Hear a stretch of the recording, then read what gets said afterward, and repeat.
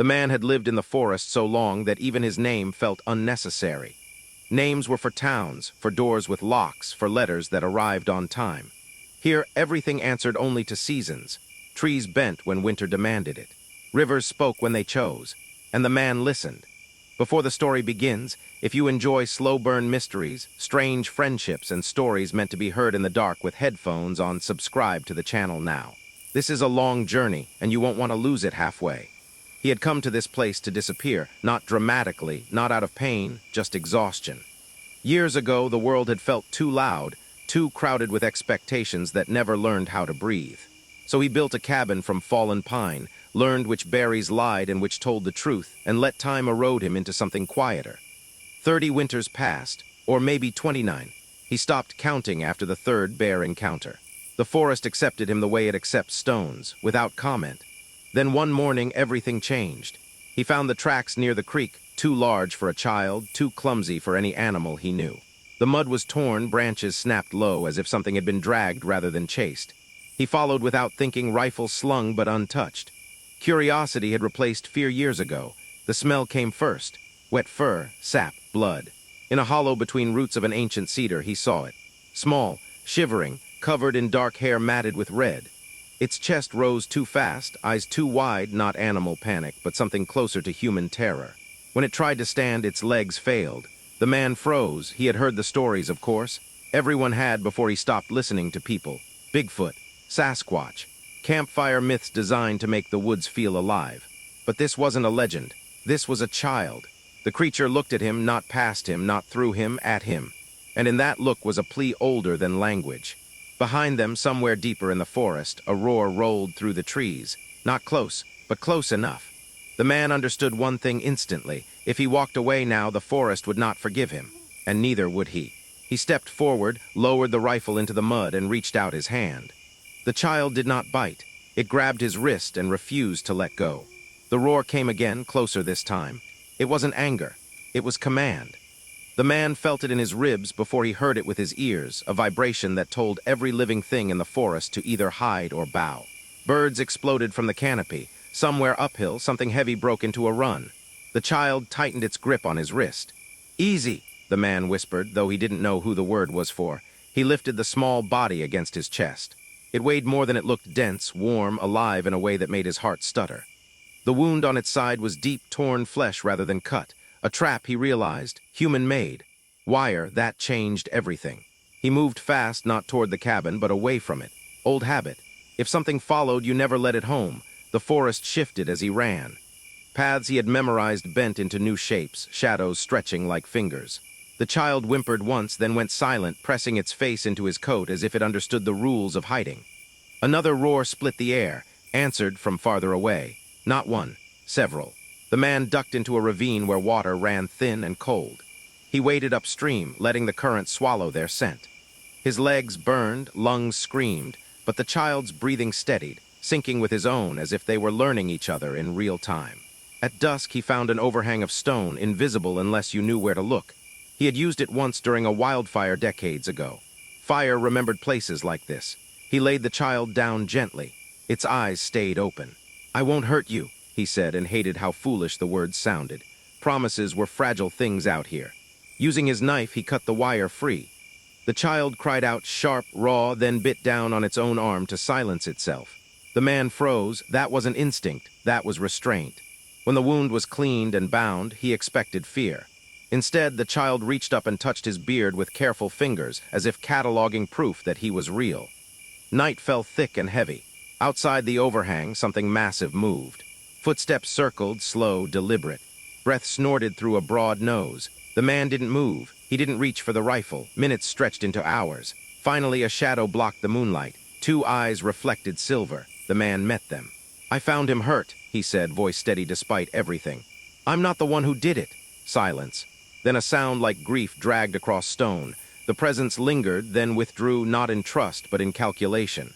The man knew then, this wasn't over. He looked down at the sleeping child and felt something he hadn't allowed himself in decades. The man did not sleep. He watched the dark breathe. Every snapped twig, every sigh of wind against stone sounded like a decision being made somewhere beyond his reach. The child slept curled against his side, fingers locked into the fabric of his coat as if letting go would cause the world to vanish. At dawn, the forest revealed the damage. Tracks circled the ravine. Huge, deliberate, not frantic like a search measured like sentries walking a border. They stopped just short of the stone overhang. None crossed the invisible line. A warning, the man waited until the light fully settled before moving. He lifted the child again, slower this time, careful of the wound. The small creature stirred, opened its eyes, and made a low sound, not a word, but a question. "Food," the man answered, though he wasn't sure it was true yet. He avoided his cabin until sunset. Instead, he led them through old migration paths, places where animals moved but humans never thought to follow. He gathered roots, stripped bark for medicine, caught a rabbit with a snare he dismantled immediately after. No traces, no patterns. The child watched everything. It learned faster than any human child he'd ever known how to stay downwind, how to freeze when birds went quiet, how to step where moss hid sound. When the man showed it how to drink without breaking the surface of water, the child copied him perfectly on the first try. By evening, they reached the cabin. The child stopped, its body tensed, hair bristling along its arms. A low growl vibrated in its chest, not fear this time, but warning. "I live here," the man said softly. "It's safe." The child didn't believe him. He let it inspect the place first, circle the walls, smell the door, touch the chimney stones, blackened from decades of fires. Only when the man sat on the steps and waited did the child finally approach. Inside, everything was simple. Wood, iron, a single table scarred by use. No mirrors. The child relaxed the moment it realized there were no traps. That night the man made a decision he would never admit out loud. He buried the rifle beneath the floorboards. Days passed, then weeks. The wound healed cleanly. The child grew stronger faster. It laughed once, a sudden, breathless sound, when a squirrel dropped a pinecone on the man's head. The sound hit him harder than any roar ever had, but the forest watched. Sometimes at the edge of the trees, shapes appeared. Never close, never hostile, always counting. The man understood the unspoken law. He could keep the child, but he would never be allowed to forget who it belonged to. Winter arrived early, sharp as a snapped branch. The man knew the signs long before snow fell. The air thinned. Animals moved with urgency instead of caution. Even the trees seemed to brace, shedding what they could not afford to keep. The child felt it too. It grew restless, pacing the cabin at night, pausing at the door to listen. Sometimes it pressed its forehead against the wood and made a low sound that vibrated through the walls. Not a call, a memory.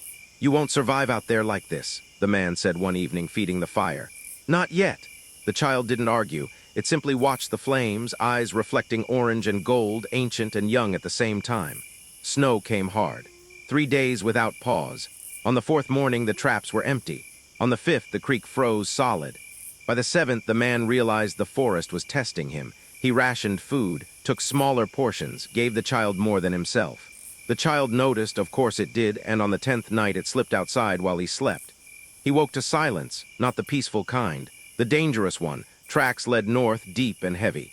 The man followed without boots, without coat, breath tearing his lungs raw. He found the child at the edge of a clearing, standing over a fallen deer. It hadn't killed it. The body was crushed, spine broken by something far larger. The child stood there as if waiting permission. Then the trees shifted. They stepped out together, 2 adults this time. Massive, scarred, eyes dark and unreadable. The man stopped moving. Every instinct screamed. One of them dropped a bundle at his feet. Roots, meat, medicinal bark, enough to last weeks. Payment. The man understood. This was not charity. This was acknowledgement. "You can't keep doing this," he said, voice shaking despite himself. "He's just a child." The larger one tilted its head, studying him as if weighing something unfamiliar. Then it reached out and touched the child's shoulder. A single gesture, possession, permission, warning. They vanished back into the storm. The child looked at the man, confused, frightened in a way it had never been before. That night, as they ate by firelight, the man finally spoke the truth. "They'll come back for you one day." The child listened and did not deny it. Spring did not arrive gently. It tore the winter apart in violent pieces, cracking ice, flooding creeks, ripping the snow from branches like an accusation. The forest exhaled, and with that breath came sound again. Birds returned. Insects hummed.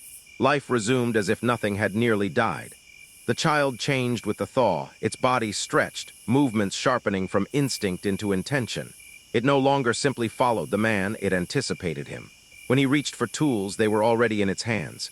When he hunted, it watched not the animal, but him. One evening, as they sat outside watching mist rise from the ground, the child pointed at the fire. Fa, the sound was clumsy, uncertain. The man froze. What did you say? The child frowned, searching itself, then pointed again.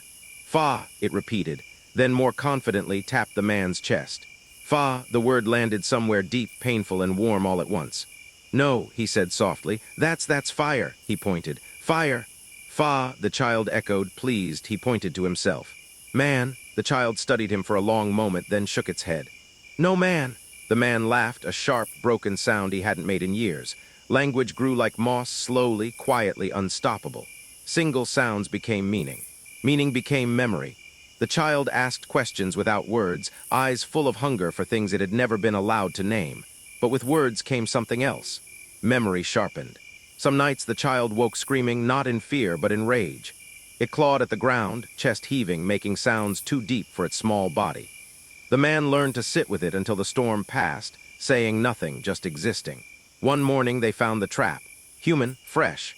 Wire hidden beneath leaves placed exactly where the child liked to walk. The man's hands shook as he dismantled it. He smelled oil, metal, greed. The forest had noticed them. And now so had people. That night the child touched its own scar and said a new word, heavy and broken. Bad men? The man had no answer. Because for the first time since disappearing, the world was finding him again. The smell reached them before the sound. Smoke didn't belong here, not this kind. Too sharp, too deliberate. The man stood still, listening past the birds, past the wind, to the rhythm underneath it all. Human movement. The child felt it instantly. Its body lowered, muscles coiling, breath controlled. It wasn't afraid. That frightened the man more than panic ever could. They saw the hunters at the ridge, 3 men, dressed wrong for the forest, loud with metal and confidence. One carried a rifle. Another dragged a sled fitted with chains. The third laughed too easily. Stay, the man whispered. The child shook its head. Hide, he corrected, firmer. Reluctantly, the child slipped into the undergrowth, vanishing like it had never existed. The man stepped forward alone. He hadn't spoken to another human in decades. You're on protected land, one of them called, lying without shame. We're tracking an animal. There's nothing here for you, the man replied. Turn around. They didn't. The shot came fast, too close. It hit a tree, bark exploding inches from his head. The forest answered instantly, birds screaming, animals scattering, the world tearing itself open. The man ran, not away. Toward the fire pit.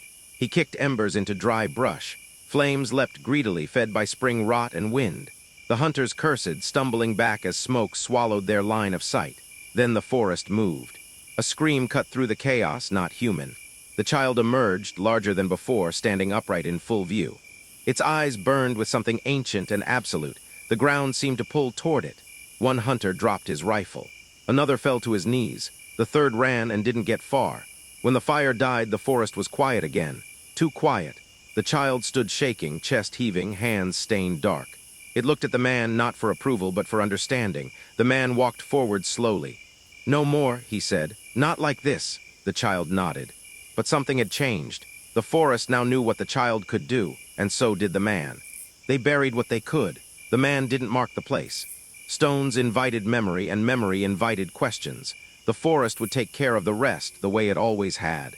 For days after, the child barely spoke. When it did, words came out wrong, clipped, heavy, like tools used for the first time. Strength had never been a problem before. Now it was something to manage. The man began teaching limits, not rules, principles. Power breaks things, he said, splitting wood. Control keeps them whole. The child watched closely, mimicking not his strength, but his restraint. It learned to hold back, to measure movement, to step lightly even when it could crush stone beneath its feet. But nights were harder. Sometimes the child stood at the edge of the clearing, listening to distant calls, voices the man could never hear. When asked, the child only said one word. Home. You have won, the man replied. The child didn't argue. One evening, long after summer settled in, the forest changed its tone again. Not alarm, not fear, summons. The ground vibrated softly beneath their feet. Leaves turned inward as if listening. The child stiffened. They call, it said. The man's chest tightened. Who? Old ones. They came at dusk, 4 of them, larger than any before, scarred in ways that spoke of centuries rather than years. They did not hide. They did not threaten. They looked at the man. One stepped forward and spoke, not with sound but pressure. Meaning pushed directly into his mind, rough and unrefined. Time is wrong. The child moved closer to him instinctively. "He stays," the man said aloud, even though he knew they didn't need sound. "He's not ready." The reply came slower this time. "He will never be ready here." The child's hand closed around his. The forest held its breath. The man realized then what he truly was. Not a guardian, a delay. After that night, nothing felt permanent anymore. The cabin became a place of pause, not home. The man noticed it in small things, how the child no longer memorized where tools were kept, how it spent longer hours at the tree line, listening to rhythms the man could not follow. Time had shifted. The forest was no longer waiting. It was preparing. The man tried to teach what he could in what remained. Not survival, the child had mastered that long ago, but choice.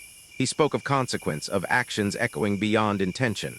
Words that humans struggled with, let alone something born of another world. The child listened carefully. "Can I choose you?" it asked one night, voice low, uncertain. The man didn't answer immediately. "Choosing me," he said finally, "means losing things you don't even know you want yet." The child considered this. "Losing you also loss," he smiled despite the ache.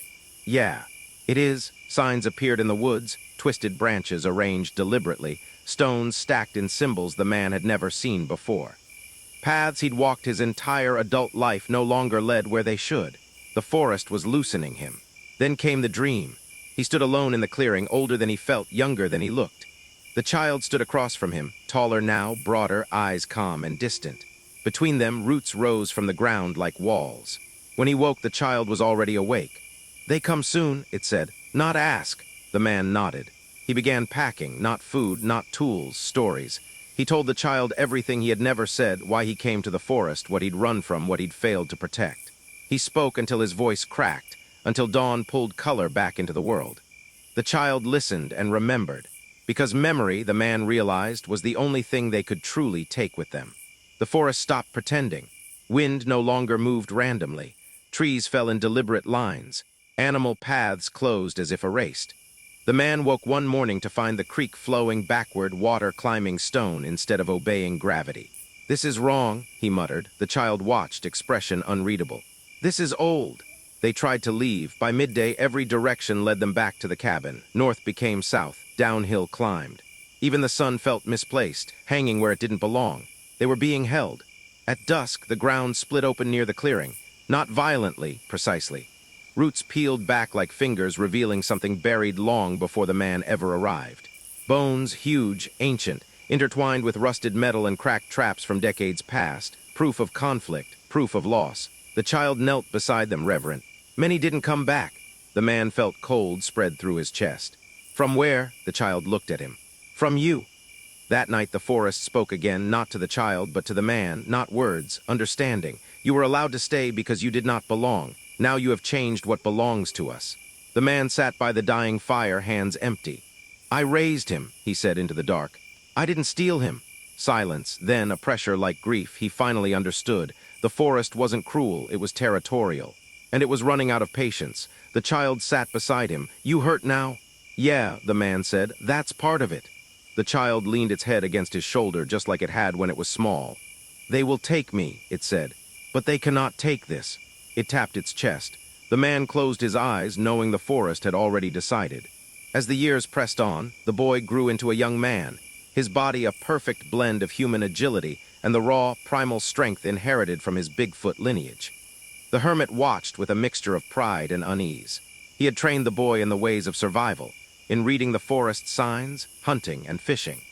Yet, he knew that the wider world outside their forest sanctuary still remained an unknown and potentially dangerous place. One crisp morning, as mist hovered low over the river, the young, Bigfoot-influenced man approached the hermit with a question that had been gnawing at him for years. "Why didn't you leave the forest when the storms came, when the hunters prowled the hills? Why did you stay with me?"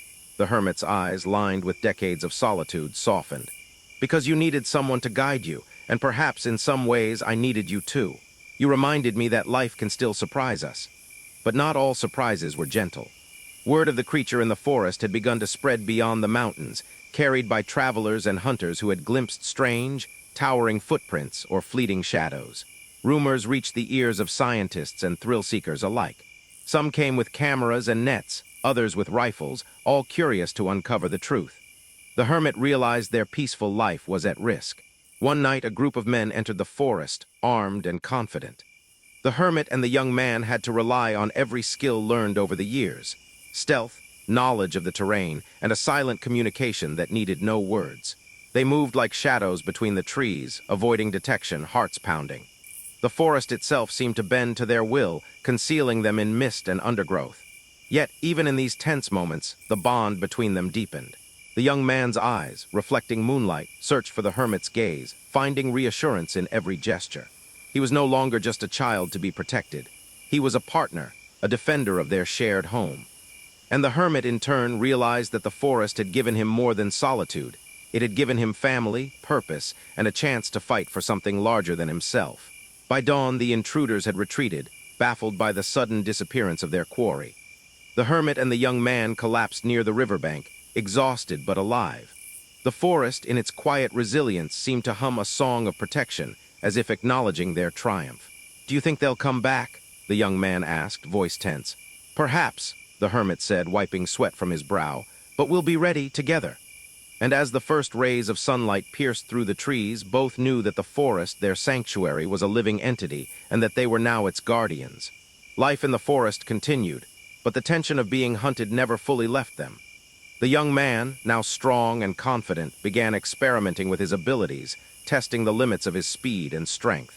Sometimes he would sprint through the towering pines, leaping over fallen logs as if the ground itself had become a playground.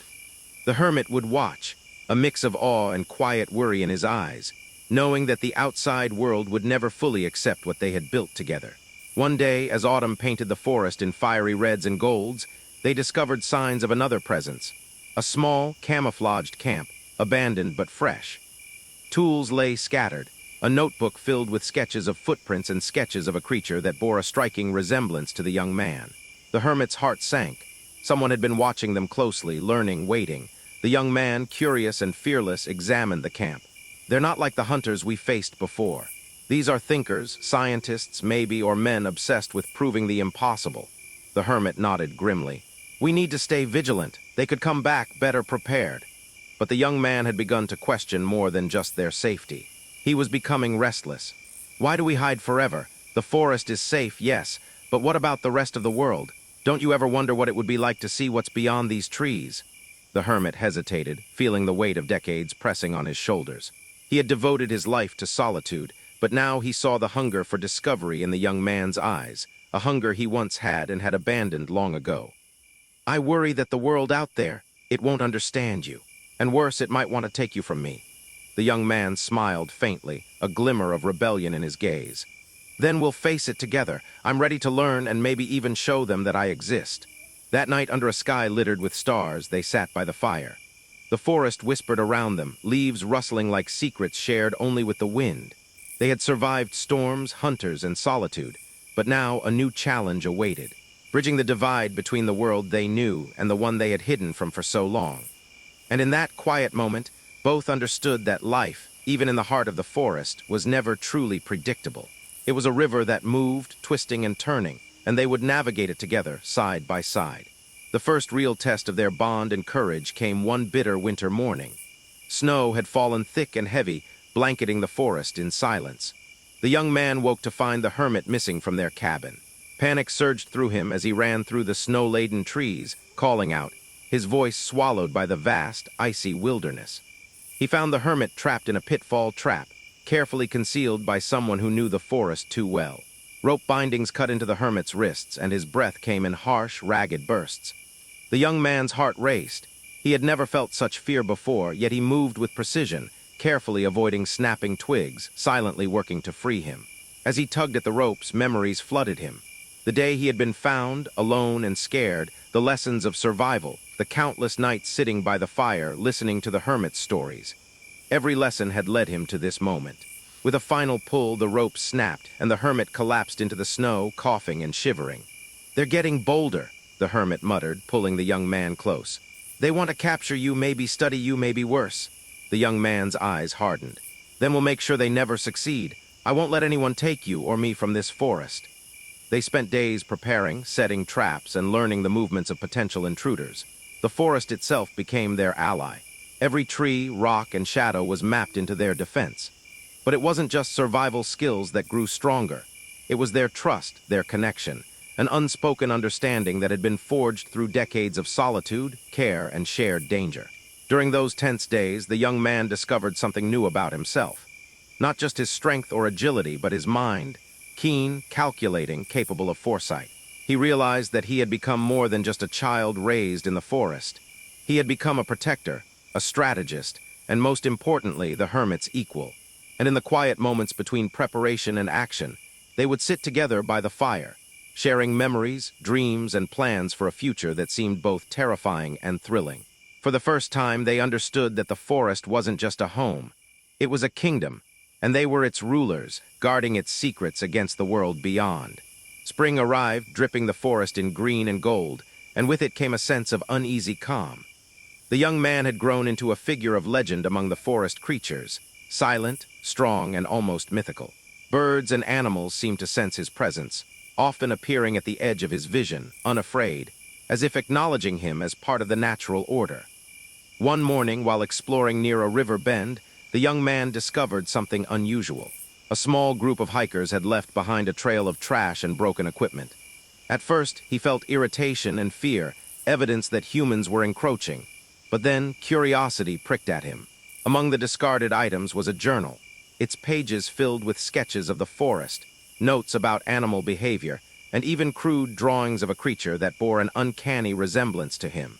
He brought it back to the hermit, who studied it with a frown. "They're observing us, not just hunters, they're documenting, trying to understand, and that's dangerous. Knowledge like this can spread faster than any rifle." The young man's mind raced. He wondered if they could use this curiosity to their advantage. What if, instead of being hunted, they could manipulate these outsiders? Perhaps they could control the story of the forest, keeping it a sanctuary while still learning what lay beyond the trees. That night, as a full moon bathed the forest in silver light, they practiced strategies for blending into the shadows, using the terrain to their advantage. The young man experimented with his Bigfoot abilities in ways he had never dared before, leaping between cliffs, moving silently over snow, and observing animals in perfect camouflage. But the forest had its own surprises. An unexpected avalanche blocked their main trail, cutting off one side of the valley. The hermit and the young man were forced to navigate treacherous cliffs, sheer drops, and frozen waterfalls. Each step tested their endurance and wits, yet their bond only strengthened. Every challenge, every near miss became a shared story, a memory that would later be recounted in whispers around their fire. By the time they reached safety, the young man realized something profound. The forest wasn't just a home or a refuge, it was a teacher. And together they had learned the greatest lesson of all. Survival wasn't just about strength or cunning. It was about loyalty, trust, and the unbreakable connection between two souls who had chosen each other in a world that often demanded solitude. The following summer brought an unusual heat, and with it, a new challenge: wildfires creeping dangerously close to their part of the forest. Smoke choked the air, and the once familiar scent of pine turned acrid. The hermit and the young man worked tirelessly, creating fire breaks, clearing dry brush, and moving supplies to safer areas. But no amount of preparation could stop the unpredictable nature of the flames. One evening, as the fire roared just beyond the ridge, the young man noticed a small figure trapped near the river. A child, no older than he had been when found years ago. Panic surged through him, but the hermit's calm voice reminded him, "Remember what we've learned. Every danger has a way through." Without hesitation, the young man dashed through smoke and heat, his Bigfoot-enhanced senses guiding him. He found the child, terrified and coughing, and carried them back towards safety. The hermit met them halfway, and together they navigated the fire's edge, finding a hidden clearing where the flames couldn't reach. That night, sitting by a smaller, controlled fire, the young man watched the rescued child sleep and felt a deep, unfamiliar emotion. Responsibility, a desire to protect innocence again. It was as if history was repeating itself, yet this time he was fully aware of the stakes and the weight of choice. But the wildfire was not just a natural threat, it became a turning point. The smoke carried the scent of humans beyond the forest, curious or perhaps concerned about the flames. The hermit realized that their secret life could not remain hidden forever. The outside world was encroaching, and sooner or later they would have to decide how much of themselves to reveal, or how fiercely to protect their sanctuary.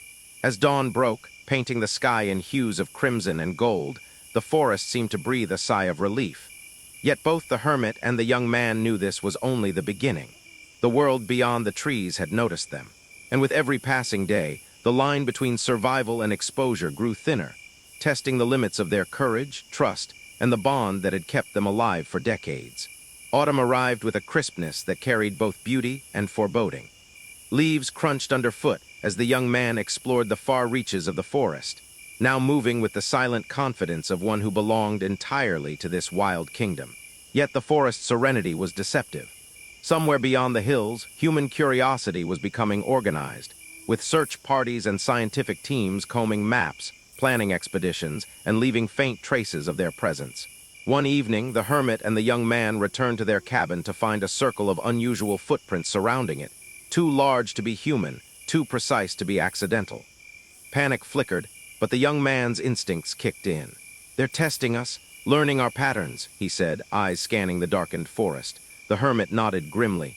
"Then we must be smarter. We cannot fight them head-on, but we can teach them to fear the forest without ever revealing ourselves." Over the next days, they worked together to craft subtle illusions. Toppled trees that looked like natural barriers, sounds that mimicked wild beasts, and smoke signals that seemed to come from nowhere. Every move was calculated, every step a chess piece in a game that only the forest knew the rules of. But amidst these tensions, moments of levity emerged. The young man began teaching the hermit techniques of agility and stealth that he had perfected over the years. They raced along cliff edges, leaped across streams, and disappeared into shadows, laughing quietly at the thrill of movement. The hermit, though aged, found a new vitality in these exercises, as if the boy he once saved had returned the favor, giving him purpose beyond mere survival. One night under a full moon, the young man confided his deepest fear. "What if one day they find us? What if they take everything we've built?" The hermit placed a steady hand on his shoulder. "Then we fight, not just with strength, but with wisdom. We've survived for decades because we understand the forest and it understands us. That bond is stronger than any human curiosity." As stars glittered above, both felt the weight of the unseen eyes watching them. Their sanctuary was no longer a secret. It had become a stage for a story that had yet to fully unfold. And the forest, ancient and knowing, whispered its approval, reminding them that every challenge carried an opportunity, every danger a lesson, and every day a chance to grow stronger together. Winter returned with a vengeance, blanketing the forest in heavy snow that muffled every sound. Travel became treacherous, food scarce, and the forest seemed quieter than ever, as if holding its breath. The young man and the hermit relied on every skill they had honed over decades, yet even they could not ignore the subtle signs of outsiders approaching. Footprints appeared in fresh snow, too methodical to be animals. One morning, as dawn painted the horizon in pale gold, the young man spotted a figure, a lone scientist cautiously moving along the ridge, notebook in hand. Curiosity and wariness collided within him. "We could scare them off," he said, fists clenched, "but maybe there's another way." The hermit studied the figure, brow furrowed. "Be careful, curiosity is dangerous when it's human. They may seem harmless, but they carry questions that can unravel decades of secrecy." Instead of confrontation, the young man decided to observe, tracking the scientist silently through the forest. He discovered a surprising truth. The human was cautious, respectful, almost reverent of the forest. The young man felt a strange pull, an urge to understand rather than attack. That night by the fire, he shared his thoughts. "Not all of them are enemies. Some might see the forest and us as something sacred. Maybe we can guide them carefully." The hermit was hesitant, but saw the wisdom in the young man's words. For the first time, they considered the possibility of controlled contact with the outside world. They began leaving subtle signs, paths, markings, glimpses of movement, enough to intrigue without revealing too much. Months passed, and the forest watched silently as the young man became a bridge between two worlds. One of wilderness, instinct, and survival, the other of curiosity, intellect, and discovery. Yet both knew the delicate balance could shatter at any moment. One evening, the young man whispered into the night, "We've hidden for decades, but maybe it's time to teach the world to respect us without destroying us." The hermit nodded, a mixture of pride and fear in his eyes. The forest, ancient and patient, seemed to hum in agreement, acknowledging the difficult path that lay ahead. Their sanctuary was safe, for now, but the story of the forest and the boy who had become its guardian was only beginning to reach beyond the trees. Spring returned, bringing with it renewal and unexpected encounters. The young man had grown into a formidable presence, a living bridge between the untamed forest and the encroaching human world. He moved through the trees with a confidence that left even seasoned animals in awe, and the hermit watched him with a mixture of pride and quiet concern. One afternoon, while exploring near a river bend, the young man stumbled upon a small group of environmental researchers. Unlike the cautious scientists they had observed during winter, this group seemed unaware of the forest's subtleties. They laughed and shouted, leaving behind litter and broken branches. The young man's instinct flared. He wanted to confront them, to teach them a lesson, but he hesitated. The hermit's voice echoed in his mind. Wisdom over strength, always. He decided to act subtly, using his knowledge of the terrain to guide them away without ever revealing himself. Rocks shifted to create noise elsewhere. Shadows flickered like unseen predators, and small signs led the group in circles until they gave up, convinced the forest itself was playing tricks on them. That night around the fire, the young man reflected on the incident. We can't always hide. Sometimes we have to control the story without being seen. The hermit nodded. It's a delicate balance. If the world understands respect, they may coexist with us. If they don't, they will only bring destruction. Their bond deepened further, built not just on survival but on shared purpose. They practiced new strategies, learning to anticipate human behavior and protect their home while preserving the freedom of the forest. Yet, amid this growing confidence, the young man began to dream of something more. A life where he could explore the world beyond the trees, not as prey or legend, but as himself, a creature both human and extraordinary. He realized that the forest had nurtured him, taught him, and protected him, but the world beyond held mysteries and experiences he could no longer ignore. The hermit sensed this change and felt a pang of fear mixed with understanding. One day you may leave, he admitted quietly. And when that day comes, remember what the forest taught you and who taught it. Under the whispering trees, father and son, mentor and pupil, prepared for a future that was uncertain yet full of possibility. The forest had been their sanctuary, their school, and their battleground. But the world outside, with all its danger and wonder, was calling. Summer stretched long and golden, and the forest seemed alive with possibility. The young man, now fully grown and strong, began to push the boundaries of their hidden sanctuary.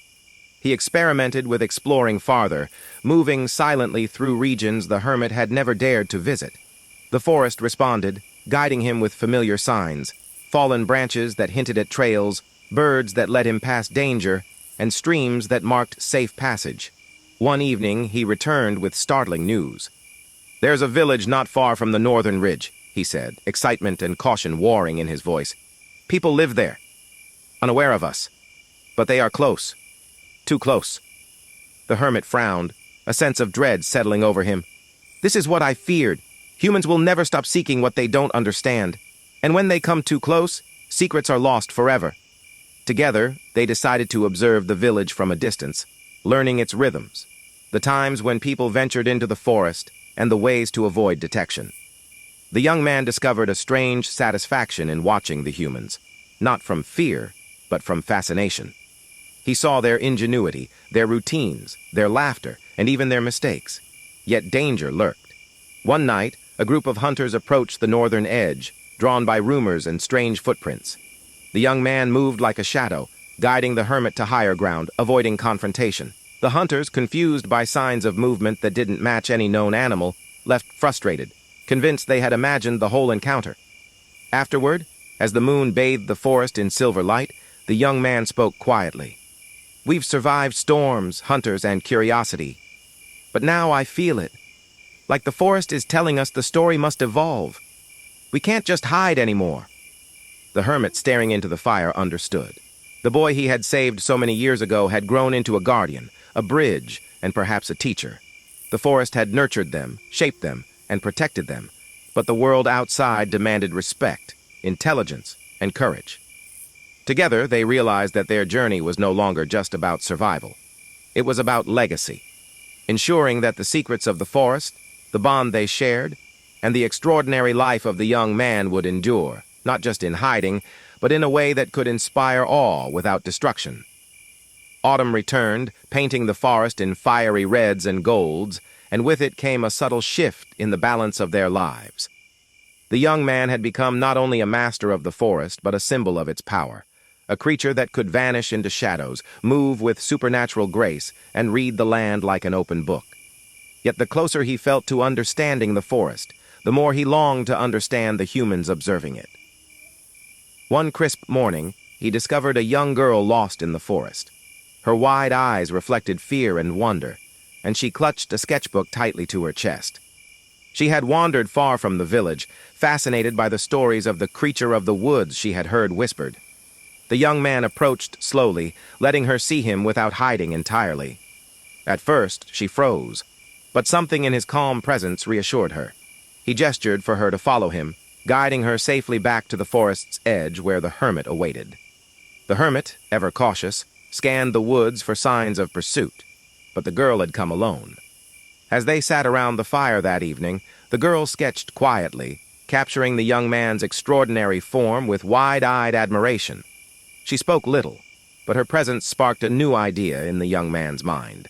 Perhaps, he thought, the forest could teach humans respect without fear, wonder without harm. Yet danger remained. The presence of a human in the forest would inevitably attract others, more curious, more aggressive. The hermit warned gently, "Every life we touch has consequences. Be careful, for one small act can ripple farther than we imagine." Despite the caution, the young man felt a spark of hope.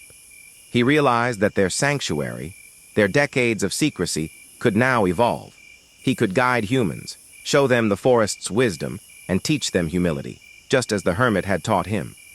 That night, as the fire crackled and the stars blinked overhead, both understood that the world outside would never be fully tamed, but perhaps it could be understood. And in that understanding lay a new kind of adventure, one that required courage, compassion, and the unbreakable bond between a man and the creature he had raised. Winter crept back, cloaking the forest in thick blankets of snow, and with it came reflection. The young man, now fully grown and wise beyond his years, often sat atop cliffs, gazing at the distant village lights that flickered like stars fallen to earth. The hermit would join him sometimes, sharing silence instead of words, letting the wind carry thoughts neither needed to speak aloud. One night, a severe blizzard struck, trapping them in their cabin for days. During that time, the young man revisited memories of his earliest days, the fear, the trust, the quiet warmth of the hermit's presence. He realized how much he had grown, not just in strength and skill, but in understanding life, responsibility, and the delicate balance between freedom and protection. The storm also brought unexpected visitors. Wolves, drawn by hunger and snow, prowling closer than ever before. The young man moved with unmatched agility, silently guiding them away without harm, proving that true power did not always need violence. The hermit watched with pride, knowing that the boy he had rescued so long ago had become a guardian in every sense of the word. As the blizzard subsided, they emerged into a transformed forest.